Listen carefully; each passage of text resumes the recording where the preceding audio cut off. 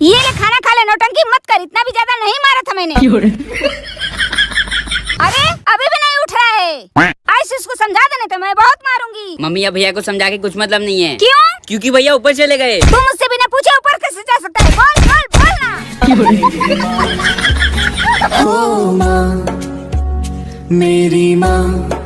दोस्तों, एक गांव में एक साधु रहता था। वह जब भी नाचता था तो बारिश हो जाती थी। एक दिन गांव में शहर से 4 लड़के आए। जब उन्हें साधु के बारे में पता चला तो वे उसे चुनौती देने पहुंच गए। लड़कों ने गांव वालों को एकत्रित कर कहा कि हम नाचेंगे तो भी बारिश होगी, यदि हमारे नाचने से बारिश नहीं हुई तो साधु के नाचने से भी बारिश नहीं होगी। लड़के बड़े घमंडी थे। वे गाँव वालों के सामने साधु को गलत साबित करना चाहते थे। उन्होंने सबके सामने नाचना शुरू किया। पहला लड़का आधे घंटे नाचा लेकिन बारिश नहीं हुई। वह थक हार कर बैठ गया। फिर दूसरा 1 घंटे नाचा लेकिन बारिश का नामो निशान नहीं मिला। इसी तरह बाकी 2 लड़के भी नाचकर थक हार कर बैठ गए लेकिन बारिश नहीं हुई। अब साधु के नाचने की बारी आई। वह 2 घंटे नाचा लेकिन बारिश नहीं हुई। हालांकि उसने नाचना जारी रखा। उसे नाचते हुए शाम हो गई। वह फिर भी नाचता रहा। अचानक बादल गरजने लगे, फिर बारिश होने लगी। यह देखकर लड़के हैरान हो गए। उन्होंने साधु से पूछा, बाबा हम नाचे तो बारिश नहीं हुई लेकिन आप नाचे तो हो गई, ऐसा क्यों? इस पर साधु बोला, जब मैं नाचता हूँ तो 2 बातों का ख्याल रखता हूँ। पहला, मैं ये सोचता हूँ कि मेरे नाचने से बारिश जरूर होगी। दूसरा, मैं तब तक नाचता हूँ जब तक कि बारिश हो न जाए।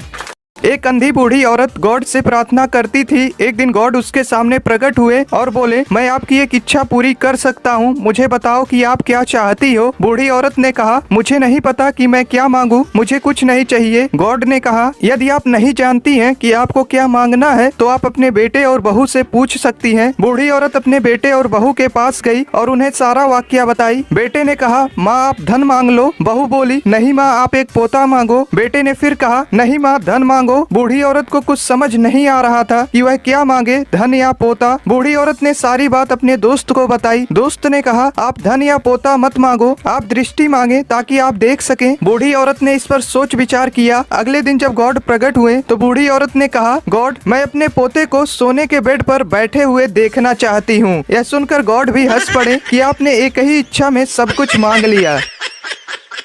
दोस्तों, एक राजा के बगीचे में एक अंगूर का बेल था और उस बेल पर एक चिड़िया रोज आकर बैठती थी। वह मीठे अंगूर को खाती थी और खट्टे अंगूर को नीचे गिरा देती थी। एक दिन राजा ने उसे पकड़ लिया। चिड़िया बोली, राजा मुझे छोड़ दो, मैं आपको ज्ञान की 4 बातें बता सकती हूँ। राजा ने कहा, बताओ फिर मैं तुम्हें छोड़ दूंगा। चिड़िया बोली, पहली बात, हाथ में आए शत्रु को कभी नहीं छोड़ना चाहिए। दूसरी बात, असंभव बातों पर कभी विश्वास नहीं करनी चाहिए। तीसरी बात, बीती हुई बातों पर कभी पश्चाताप नहीं करना चाहिए। चिड़िया बोली, राजा चौथी बात बड़े ध्यान से सुनना, लेकिन पहले मुझे जरा ढीला छोड़ दें क्योंकि आपके हाथों में मेरा दम घुट रहा है। राजा ने जैसे ही हाथ ढीला छोड़ा, चिड़िया तुरंत उड़कर एक पेड़ पर बैठ गई और बोली, राजा चौथी बात यह है कि मेरे पेट में आधा किलो का हीरा है, यदि तुम मुझे मार दिए होते तो वह तुम्हारा होता। यह सुनते ही राजा को बड़ा दुख हुआ। राजा की हालत को देखकर चिड़िया बोली, राजन आपने मेरी बातों को नहीं माना, मैं आपका शत्रु था, फिर भी आपने मुझे छोड़ दिया। मैंने बताया था कि असंभव बातों पर विश्वास नहीं करना। मैंने आपसे कहा कि मेरे पेट में हीरा है, जब मैं खुद 200 ग्राम की हूँ तो मेरे पेट में आधा किलो का हीरा कैसे हो सकता है। और तीसरी बात, अब जब मैं उड़ गई हूँ तो पश्चाताप करने से क्या मिलेगा।